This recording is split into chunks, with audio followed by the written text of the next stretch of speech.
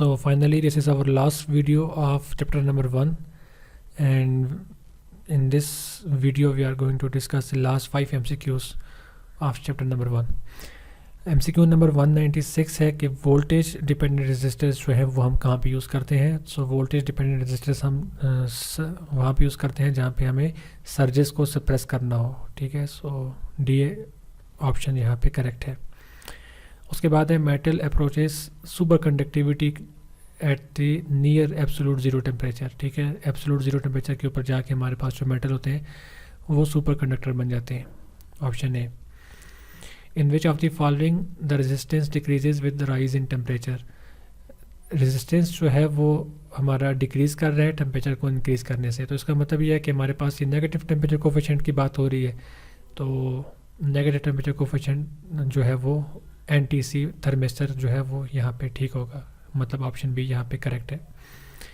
उसके बाद है the equivalent resistance of a 2n branches in parallel each having resistance n/2 ohms will be. ठीक है, ये बहुत ज़्यादा हमने यूज़ किया ये फार्मूला कि जब हमारे पास पैरेलल में 2 रेजिस्टर्स लगे हों और उन दोनों की वैल्यूज़ भी सेम हो तो हम क्या करते हैं उनका इक्विवेलेंट फाइंड करने के लिए उसकी जो रेजिस्टेंस की वैल्यू होती है उसको डिवाइड कर देते हैं नंबर ऑफ़ ब्रांचेस में. ठीक है, तो नंबर ऑफ़ ब्रांचेस ये हैं. अब हमें क्या करना है, हमें n/2 को डिवाइड करना है 2n से. ठीक है, n/2 divide by 2n. So n/2 divide by 2n या फिर n/2 मल्टीप्लाई बाई 1/2n, ये की बात है. सो यहाँ से अब क्या होगा कि n से कैंसिल हो जाएगा और 1 divide by 2 into 1 divide by 2 will gives 1 divide by 4. सो यहाँ पे ऑप्शन नंबर डी जो है वो यहाँ पे करेक्ट हो जाएगा. उसके बाद जो नेक्स्ट MCQ है equivalent resistance between x and y. ठीक है, सबसे पहले बता दूं कि इसका जो आंसर है बुक की जो की है उसके अकॉर्डिंग यहाँ पे नन ऑफ द अबव है, लेकिन वो गलत है. ठीक है, करेक्ट आंसर क्या है ये हम इसको अभी डिस्कस कर लेते हैं. देखें, ये 50 ओम जो रजिस्टर है ये सीरीज़ में है इस 25 ओम के साथ, क्योंकि जो करंट यहाँ से आ रहा है वही सेम करंट वो इस 25 ओम से गुजर रहा है. ठीक है, या फिर जो 25 ओम से करंट जो यहाँ से आ रहा है वही सेम करंट 50 ओम से गुजर रहा है. तो ये दोनों आपस में सीरीज़ में हो गया. हम इन दोनों को सिंपली ऐड कर सकते हैं. 50 + 25 75 और 75 ओम और ये 75 ओम आपस में पैरेलल में है. फिर ये जो 75 ओम का जो इन दोनों का जो इक्विवेलेंट आएगा वो पैरेलल में होगा 75 से. ठीक है, और फिर उसके बाद उनका जो इक्विवेलेंट आएगा वो 50 ओम के साथ सीरीज़ में होगा. ठीक है, तो इसको हम सॉल्व कर लेते हैं with the help of calculator. सबसे पहले ये 75 ओम और 75 ओम आपस में पैरेलल में है तो सेम वैल्यूज़ है, तो 75 डिवाइडेड बाई 2 कर देंगे हम. 75 डिवाइडेड बाई 2 क्योंकि 2 सेम रेजिस्टेंस लगे हुए हैं. तो ये कितना आ गया 37.5. और जो 37.5 है ये पैरेलल में है 75 के साथ. तो 37.5 इंटू 75 डिवाइडेड बाई 37.5 प्लस 75. तो ये कितना आ गया 25 आ गया. और 25 जो है अब वो सीरीज़ में है 50 के साथ. सो 25 प्लस 50 ये आता है हमारे पास 75 ओम. सो 75 ओम जो ऑप्शन बी है वो यहाँ पे करेक्ट है, लेकिन बुक के अंदर जो चीज़ जो ऑप्शन गिवन है वो ऑप्शन नंबर डी है जो कि 100% जो है वो रॉन्ग है. ठीक है, सो आपने इस तरह के सर्किट में जो आंसर है वो 75 ओम लगाना है. इसको अगर हम विदाउट कैलकुलेटर अगर हम सॉल्व करते तो वो भी हम सॉल्व कर सकते थे कि देखें यहाँ पे 50 ओम है, यहाँ पे 25 है, दोनों 75 के बनते हैं. अब ये भी 75 है, ये भी 75 है और ये भी 75 है. 3 इक्विवेलेंट रेजिस्टर्स हैं और तीनों पैरेलल में हैं. तो 75 डिवाइड बाई 3 हम कर देंगे. 75 डिवाइड बाई 3 हमें देता है 25 और वो 25 जो है वो सीरीज़ में है 50 के साथ. तो 75 ओम हमारे पास आंसर डायरेक्टली आ सकता है. तो ये सारी मेथड्स हैं, ट्रिक्स हैं, बस आपको ये पता होनी चाहिए. सो यहाँ पे हमने क्या किया, हमारा चैप्टर 1 कंप्लीट कर लिया. एक थोड़ा सा इसको ओवरव्यू दे देते हैं चैप्टर 1 को कि चैप्टर 1 के अंदर हमने कौन कौन सी बातें जो हैं वो बहुत ज़्यादा फ्रीक्वेंटली यूज़ की.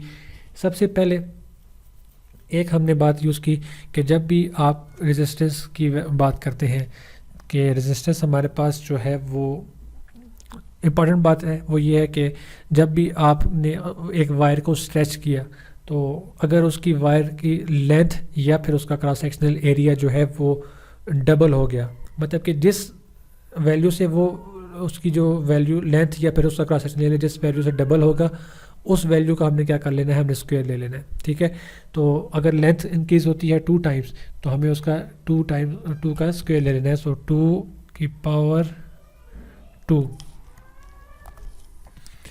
और ये जो वैल्यू आएगी इसको हमने मल्टीप्लाई करवा देना है ओरिजिनल रेजिस्टर के साथ। तो ये हमें 4 टाइम्स हमारा जो रेजिस्टेंस होगा वो इंक्रीज़ कर जाएगा इन केस ऑफ लेंथ या फिर इन केस ऑफ एरिया। और यही हमने बोला कि जब हमारे पास रेडियस और डायमीटर जब हमारा डबल होगा या 4 टाइम होगा या 6 टाइम होगा, वो जिस वैल्यू से भी डिक्रीज़ होगा या इंक्रीज़ करेगा उसके लिए हमें उस नंबर की पावर 4 जो है वो मल्टीप्लाई करवानी पड़ेगी, तब जाके हमारा आंसर जो है वो एग्जैक्ट जो है वो चेंज इन रेजिस्टेंस का आएगा। ठीक है, एक ये हमारी ट्रिक थी। फिर हमने ये कहा कि हमारे पास जब पैरेलल में रेजिस्टर्स कनेक्टेड हो और उनकी वैल्यूज़ भी सेम हो तो जितने नंबर ऑफ रेजिस्टर्स कनेक्टेड होंगे पैरेलल में हम एक रेजिस्टेंस की वैल्यू को उन नंबर से डिवाइड कर देंगे। लेट्स से मैं कहता हूँ मेरे पास अगर 100 रेजिस्टर्स कनेक्टेड हैं और उनकी जो वैल्यू है वो हर रेजिस्टर की वैल्यू 100 ओम है, तो मेरे पास जो इक्विवेलेंट रेजिस्टेंस आ जाएगी वो 100 डिवाइडेड बाय 100 आ जाएगी। सो 1 ओम जो है मेरे पास इक्विवेलेंट आ जाएगा। ये पैरेलल के केस में हमने बोला। तो जनरलाइज फॉर्म में हमने क्या कहा कि R equivalent will be equal to R divided by N. ठीक है, where R is equal to value of individual resistance और N equal to the number of resistors connected in parallel. So ये एक हमारी ट्रिक थी। फिर हमने ये कहा कि जब आपके पास रेजिस्टर सीरीज़ में कनेक्ट हो तो उस टाइम पे जो पावर आपकी होती है वो 2 केस आपके पास बनते हैं पावर के। अगर आपके पास सेम वैल्यू के रेजिस्टर्स कनेक्टेड होंगे सीरीज़ में या फिर पैरेलल में, आपके पास पावर जो होगी वो हमेशा उनके जो इक्विवेलेंट आएगा वो P1 plus P2 plus P3 plus P4 up to Pn। आपने पावर इस तरह से फाइंड करनी है। लेकिन अगर आपके पास रेजिस्टर्स की वैल्यू डिफरेंट है, मतलब कि आपके पास जो रजिस्टर R1 की वैल्यू जो है वो R2 से डिफरेंट है, तो उस टाइम पे फिर आपके पावर के 2 रिलेशन आ जाएंगे। और वो रिलेशन क्या आएंगे कि जैसे आपने रेजिस्टेंस सीरीज़ में सॉल्व की थी वैसे आप जो है वो पावर्स जो है वो फाइंड करेंगे पैरेलल के केस में। मतलब दोनों का जो रिलेशन आ जाएगा वो ऑपोजिट आ जाएगा। सीरीज़ में अगर रेजिस्टर कनेक्टेड है तो उनकी पावर आप फाइंड करेंगे P1 into P2 divided by P1 plus P2 2 register के केस में। अगर आपके पास वो नंबर ऑफ रजिस्टर्स कनेक्टेड है सीरीज़ में तो फिर वो हमारा जो रेसिप्रोकल का जो फार्मूला आता है P1 divide by P1 plus 1 divide by P2 plus 1 divide by P3, इसका होल इन्वर्स लेंगे तो हमारे पास P इक्वलेंट आ जाएगी। ठीक है, ये सीरीज़ के केस में था। लेकिन अगर हमारे पास डिफरेंट वैल्यूज़ के रजिस्टर्स कनेक्टेड हैं पैरेलल में तो वो जो रजिस्टर्स हमारे पैरेलल में कनेक्टेड हैं तो उनकी जो इक्विवेलेंट पावर हमने फाइंड करनी है तो वो सिंपली हम P1 plus P2 plus P3 plus P4 से हम फाइंड कर लेंगे। ये बहुत ज़्यादा इंपॉर्टेंट चीज़ थी।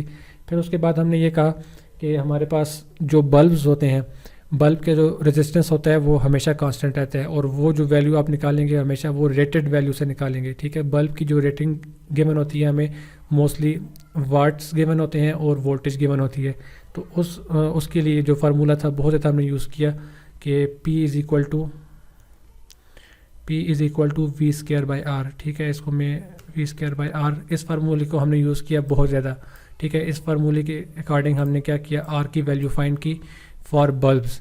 ठीक है, बल्ब के लिए आर यहाँ पे चला जाएगा, P यहाँ पे डिवाइड हो जाएगा, यहाँ से हमने रेजिस्टेंस फाइंड की।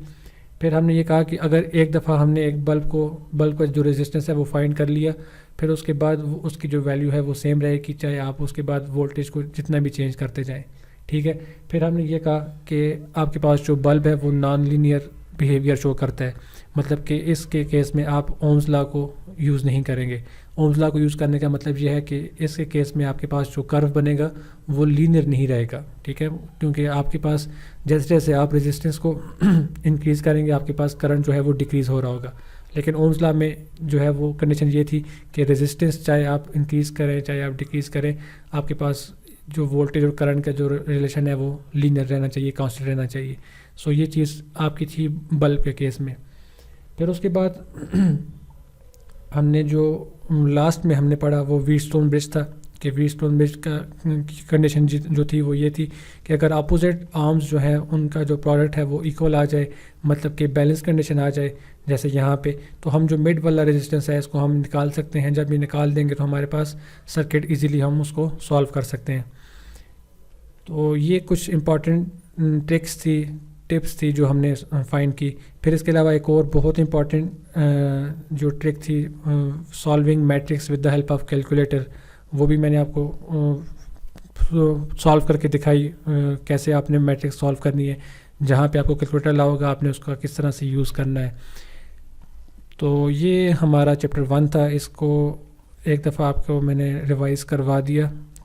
नेक्स्ट वीडियो में हम इंशाल्लाह चैप्टर नंबर 2 को स्टार्ट करेंगे। चैप्टर नंबर 2 जो है वो टेस्ट पॉइंट ऑफ व्यू से इतना इम्पॉर्टेंट नहीं है, लेकिन यह है कि जो पॉइंट्स उसमें इम्पॉर्टेंट होंगे, जो टॉपिक्स उसके इम्पॉर्टेंट होंगे, हम वो डिस्कस करेंगे और उसके बाद MCQs के ऊपर ज़्यादा टाइम नहीं लगाएंगे। जितना टाइम हमने चैप्टर नंबर 1 में लगाया उसकी वजह ये थी कि चैप्टर नंबर 1 जो था वो बहुत ज़्यादा इंपॉर्टेंट था। इसके जो MCQs थे इसमें न्यूमेरिकल का पोर्शन बहुत ज़्यादा था, तो इसमें हमने ज़्यादा टाइम लगाया। अभी आपकी जो बेस है वो स्ट्रांग हो गई है, इसी बेस को आगे लेके चलेंगे। हम पावर सिस्टम के अंदर भी यूज़ करेंगे, इलेक्ट्रिक मशीन्स के अंदर भी यूज़ करेंगे, यही कंसेप्ट आगे यूज़ होने हैं। तो फेजर्स के अंदर हम जाएंगे, AC पोर्शन जब हम सॉल्व करेंगे तो ये कंसेप्ट आपके हर जगह बहुत ज़्यादा यूज़फुल होने हैं। सो ये कंसेप्ट अगर आपके अभी भी वीक हैं तो आप इनको वीडियोस को बार बार देखें, ठीक है, जितना ज़्यादा हो सके इनकी प्रैक्टिस करें, सर्किट्स को सॉल्व करें, तो ताकि आपके जो कंसेप्ट हैं वो यहाँ पे इतने स्ट्रांग हो जाएंगे आगे जितने भी न्यूमेरिकल्स अभी हमने सॉल्व करने हैं। AC का जो पोर्शन आएगा स्पेशली हम उसमें इस तरह के कंसेप्ट यूज़ करेंगे। तो इम्पीडेंस जब हम फाइंड कर रहे होंगे वो जितने भी कॉन्सेप्ट्स हैं वो सारे के सारे इन्हीं की बेस पे आगे जाएंगे हम। तो ये कॉन्सेप्ट्स आपके लिए बहुत ज़्यादा इंपॉर्टेंट है, इनको सीरियस लें, इनकी प्रैक्टिस करें, कोशिश करें कि जो होंडा की बुक है हार्ड फॉर्म में या तो वो ख़रीद लें या फिर ये नोट्स हैं ये इनको मैं प्रॉपर तैयार करके इनकी जो PDF है और इनकी जो हार्ड फॉर्म है वो भी अवेलेबल होगी। सो उसकी वो आप जो है वो ख़रीद सकते हैं। उसके लिए आप ऑनलाइन दरगाह पे कांटेक्ट करें, onlinedasgah@gmail.com हमारा ईमेल है, या फिर आप फेसबुक के थ्रू भी आप रब्ता कर सकते हैं, ठीक है। ये बुक आपको प्रॉपर आपको तैयार करके प्रोवाइड की जाएगी। सो नेक्स्ट वीडियो में इंशाल्लाह हम चैप्टर नंबर 2 को स्टार्ट करेंगे।